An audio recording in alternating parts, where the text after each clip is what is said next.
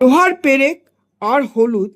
লোহা হচ্ছে শনি গ্রহের প্রতীক, আর হলুদ হচ্ছে মা লক্ষ্মীর অত্যন্ত প্রিয় বলে মানা হয়। তাই জন্য এই দুটো একসঙ্গে করে হলুদ কাপড়ে বেঁধে যদি রেখে দেওয়া যায়, সেই বাড়িতে আর্থিক উন্নতি হবেই।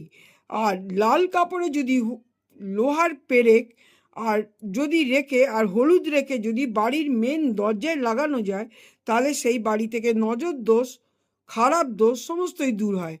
আর কালো কাপড়ের মধ্যে হলুদ আর লোহার পেরেক নিয়ে যদি অশ্বত্থ বা পিপুল গাছের নিচে যদি রেখে দেওয়া যায়, পাশে রেখে দেওয়া যায়, সেই তাহলে কি হয়, রাহু কেতুর দোষ থেকে খারাপ দোষ দূর হয় এবং কর্মে লাভ হয়, ব্যবসায় লাভ হয়, ব্যবসা বাণিজ্যের জন্য বিভিন্ন রাস্তা আরও খুলে যায় সামনে।